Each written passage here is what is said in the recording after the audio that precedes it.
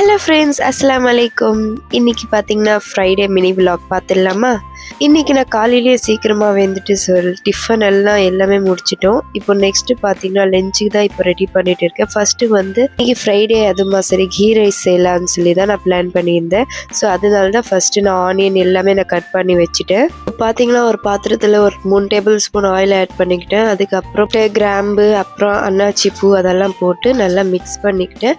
அதுக்கப்புறம் ஆனியன் போட்டு நல்லா வதக்கிக்கலாம். ஆனியன் நல்லா வதக்கிட்டு அப்புறம் பார்த்தீங்கன்னா தேவையான அளவுக்கு உப்பு ஆட் பண்ணிவிட்டு அது கூடவே நம்ம கட் பண்ணி வச்சிருக்கிற கேரட்டு, புதினா அதெல்லாம் போட்டு நல்லா மிக்ஸ் பண்ணிடலாம். எல்லாமே போட்டு மிக்ஸ் பண்ணிவிட்டு அப்புறம் பார்த்தீங்கன்னா நான் 1 கிளாஸ் அரிசிக்கு 2 கிளாஸ் தண்ணி மாதிரி தான் நான் போடுவேன், இல்லைனா 1.5 கிளாஸ் தண்ணி தான் போடுவேன்.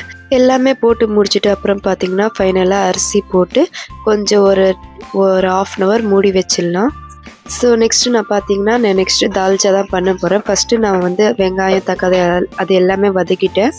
நல்லா வதக்கிட்டு அப்புறம் பார்த்தீங்கன்னா இப்போ நான் சாம்பார் பொடி, அப்புறம் கொஞ்சோண்டு மிளகாய்த்தூள், அப்புறம் கொஞ்சோண்டு மஞ்சள் தூள் அதுக்கெல்லாம் போட்டு நான் வந்து மாங்காய், முருங்கைக்காய் இதெல்லாம் போட்டு நல்லா மிக்ஸ் பண்ணிடுறேன். வேக வைக்கிறதுக்கு 1 கிளாஸ் அளவுக்கு தண்ணி மட்டும் அதில் போட்டு நல்லா மிக்ஸ் பண்ணிடலாம். நெக்ஸ்ட்டு பார்த்தீங்கன்னா நான் ஆல்ரெடி துவரம் பருப்பு, கடலை பருப்பு அதெல்லாம் போட்டு ஒரு ப்ரெஷர் குக்கரில் வேக வச்சுட்டேன். அந்த வேக வச்ச தண்ணியெல்லாம் அதில் போட்டு நல்லா மிக்ஸ். ஃப்ரெண்ட்ஸ், தால்ச்சா ரெடி ஆயிடுச்சு. ஸோ இதோட கண்டினியூ vlog பார்ட் 2ல பார்க்கலாம்.